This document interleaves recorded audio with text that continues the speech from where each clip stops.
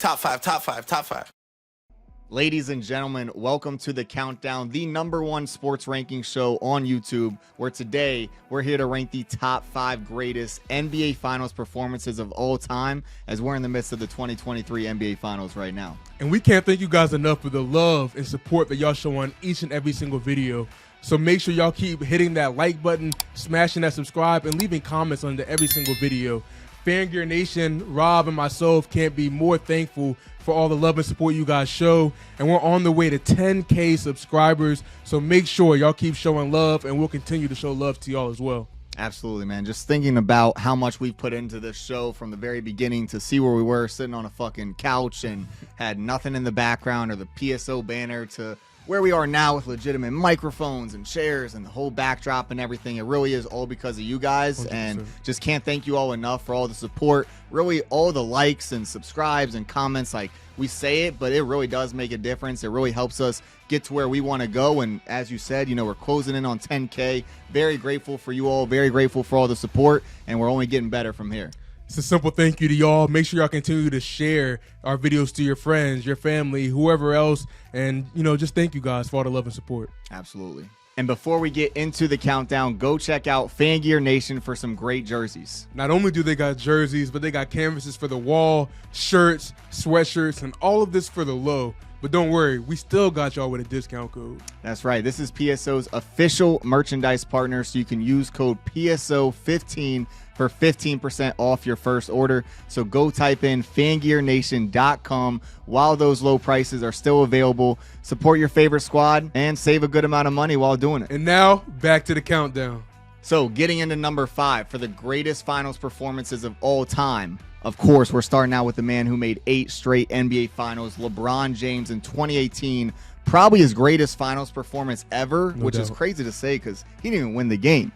But when you think about it, it took everything for him not to win that game. Like, it was obviously an all-time player in LeBron, but he's facing 4 Hall of Fame players in their prime with Draymond and Clay and Steph and KD, of course. Yep. And then you think about the refs calling that play at the end, one of the most questionable plays at the end of a finals game we've seen, not to mention the coach not knowing when to call his timeout.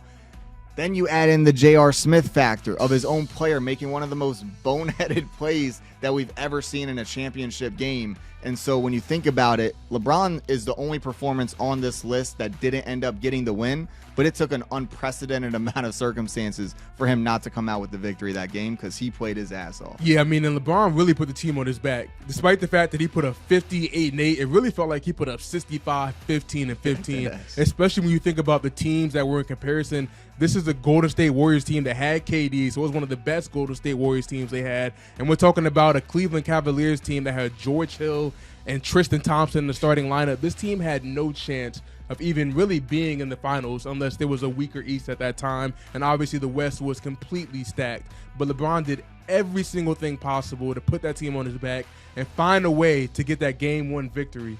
And, you know, obviously the team came up short, but that was because of factors that LeBron couldn't control. J.R. Smith dribbling out, even though he got the rebound with the chance to win the game.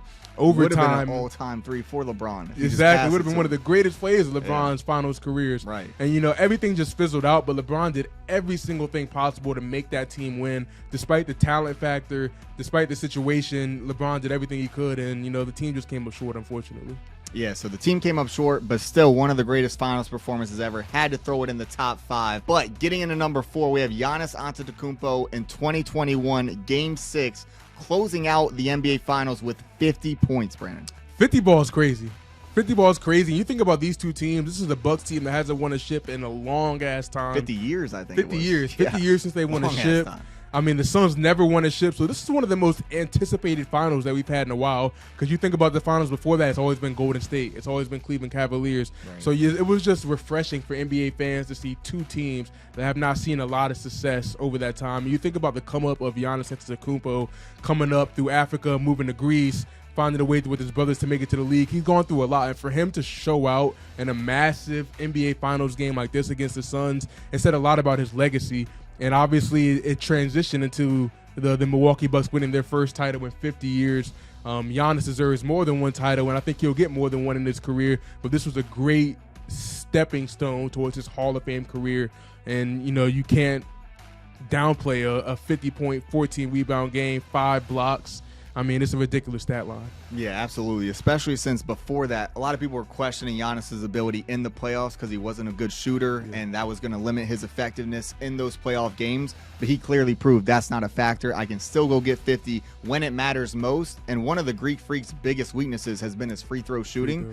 That game, he went 17 for 19 from the line. So was able to be efficient there and just all around had a great finals in that whole series. I mean, he had that all-time block in game 1. He had the amazing alley-oop in game 3, I believe it was. And then in game 6 to cap it off with the 50-piece, goes to Chick-fil-A afterwards, orders those 50 chicken minis, as he calls them, you know, with the half Sprite, half lemonade, the whole ordeal. Just an iconic championship victory that was all because of Giannis's huge Game 6 performance. So getting into number 3, we have the highest scoring finals performance ever with Elgin Baylor in 1962 putting up 61 points, Brandon.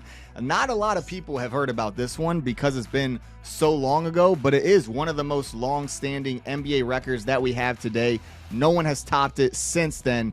And it's crazy because Elgin Baylor is one of the best players ever to have never won a championship, but he did everything he could. I mean, he averaged 41 in that series against the Celtics, went all the way to Game 7, overtime in Game 7. Elgin Baylor putting the team on his back with 61 in that must-win Game 5, but they just couldn't get it done when it was all said and done.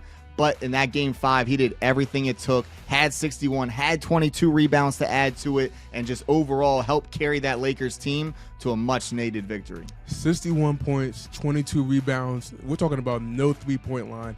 And Elgin Baylor is one of the most unheralded, underrated superstars, Hall of Famers of all time. Like, he's a Hall of Famer, but he's still underrated and unheralded because of the massive, you know, pool of talent that the Lakers have been able to contribute to, you know, the success of basketball as a whole. His jersey's retired, everything. He put up 60 points and 22 rebounds in a finals game against the Boston Celtics. Unfortunately, the Los Angeles Lakers wound up losing the series to the Boston Celtics, but it wasn't because of Elgin Baylor. He did everything that he could without a three-point line to put up 61 points. He's honestly one of the greatest scorers of all time. He's one of the early pioneers when it comes to athletes in the NBA, and he paved a lot of way for some of the greatest athletes like Allen Iverson, John Morant. He was one of those first true guys that was jumping above the rim and making massive, incredible plays.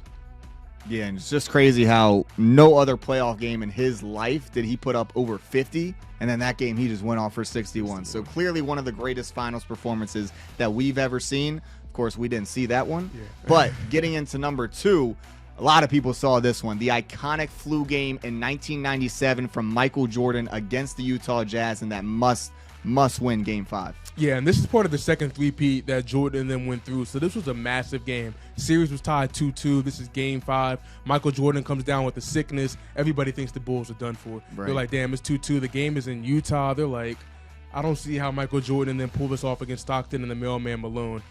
But shoot, nobody can underrate Michael Jordan's mindset, Michael Jordan's ability. He came through despite, you know, leaning over throughout half the game, putting up 38, putting up a massive stat line in one of the biggest finals games of all time.